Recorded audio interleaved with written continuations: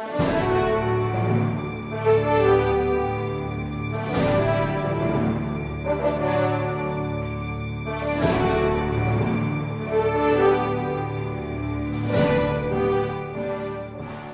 Senator Drilon that the witness be asked to explain until 12 noon tomorrow. Period. Let's decide later on, Yeah, but based on his explanation, what to do, and not hover a sort of Damocles as manifested by Senator Arroyo. Well, if that could amend the motion of Senator Drilon, I hope so, Mr. President, and if he will accept. But the tendency of the motion is actually to ask the witness to show cause why he should not be cited for contempt. There's an objection, and under the rules, we have to divide the House on this issue. In fact, Your Honor, Huh? in fact, may I just make a manifestation? Yes, we sir. have not decided to cite the witness in contempt. For all we know, after he submits his written explanation, we will find it valid and sustain his position, and therefore there is no contempt citation. But he must go on record, and he must be required to explain, as we discussed it earlier, why he should not be cited in contempt, and submit a written explanation, and we decide. For all we know, I would repeat, we may not even cite him in contempt when we find his explanation plausible and valid. Precisely. If we find his explanation not plausible, not acceptable, then perforce we will be compelled to cite him for contempt. And there's an that is precisely the understanding of the chair, that there's an objection to that. Yes, and that is precisely, Your Honor. Yes, the chair is correct, Your Honor, because this is a compulsory process. We must stand by our compulsory process. We have subpoenaed the witness. He has not complied with the subpoena. We want to know why he has not complied with the subpoena, and if we find his explanation valid, then so be it. It is valid.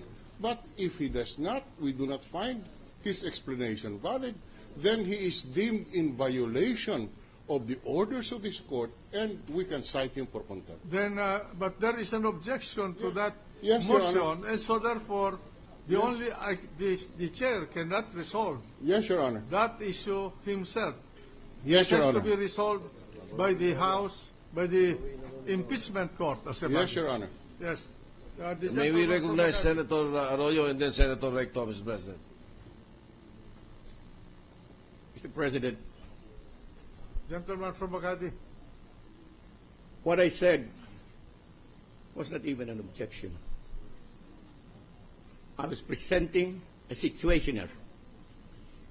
A situationer where Let me just clarify. Are you offering an objection to the position taken by the distinguished gentleman from Iloilo? I'll yield the floor. I will yield the floor first to Senator Recto because he May we is recognize insisted. Senator Recto, Without Mr. President? prejudice to my- Yes, and then Senator Arroyo afterwards.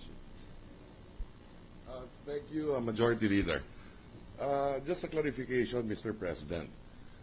The witness here is representing an institution. I do not think that we should cite him for contempt, if at all. After all, it is the policy, I suppose, of the bank.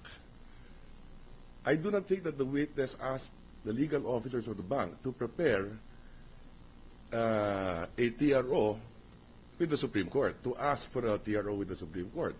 It is the policy of the Board of Directors. So I think it is very difficult to talk about contempting or citing into contempt the witness, because the board's position, I suppose, in this case, is that FCTUs cannot be opened. That is the position of the bank, not of the witness, I suppose. So let me clarify with the witness, Mr. President. Proceed. Yes. Mr. Witness, did your bank have a board meeting before you testifying in this impeachment trial?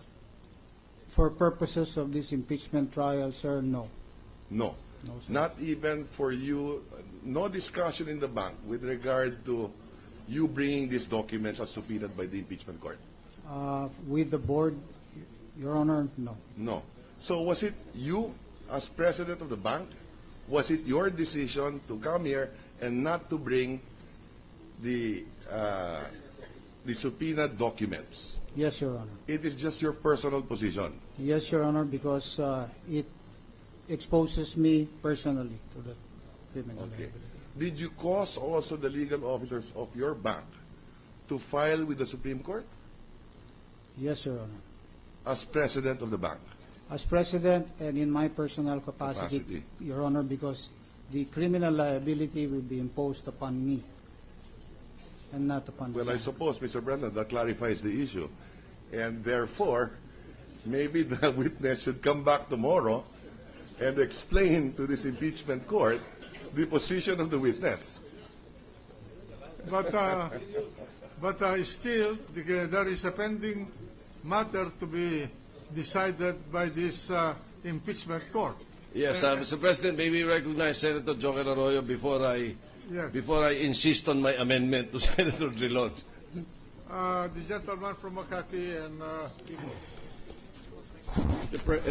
Mr. President, I heard the witness say, can you tell me, you said that you're concerned for how many depositors in your bank? We have 600,000 depositors, Your Honor, and as I speak, I believe I speak likewise for $1.6 million depositors of other banks as well, who will all be covered by this decision. Now, no, you mentioned also about your employees. How many employees do you have? We have 2,693 employees, Your Honor, Now, and each of them would be exposed. I hope that the Senate will be so unconcerned about 600,000 depositors and 2,000, how many? 2,693 Employees. That, Your Honor, I presented myself precisely. No. In fact, what impressed me with your appearance is that what we subpoenaed was simply, whom did we subpoena, by the way? Christina, the branch manager. Yes, Your Honor. Now, you explained that because of the gravity of the subpoena, as president, you came here. Yes, Your Honor, I did. All right. So this is the problem that we have, and I would like to say that by coming here, you did not want your branch manager to be the one exposed. Precisely, Your Honor. I do believe that as a leader of the bank, and as I understand and appreciate that all of our employees, including the branch manager, would be exposed to risk of imprisonment upon disclosure, I precisely came here and presented myself to offer myself as an alternative to them, because I'm the leader of the bank. Well, and I do not want any one of our employees to be exposed to this particular liability. If there is any liability at all, let it be me. well, so if that's the case, Mr. President, I've said my piece. Let the Senate do its worst. May we recognize Senator Drilon, Mr. President. the gentleman from Iloilo. All right, just to settle this issue, Mr. President, upon the we will just require this witness to submit his written explanation. Tomorrow afternoon, in caucus, we decide whether or not his act is contemptuous. So we don't have that. You know, the majority leader has requested that we amend the motion. If that is acceptable, then we request that this witness be required to explain his action, and then we have a caucus tomorrow, and we decide what to do with this witness. That is precisely the problem of the chair. Because the moment we require this witness to submit a written explanation, then we have to make a decision in the caucus. And if we find that this explanation is not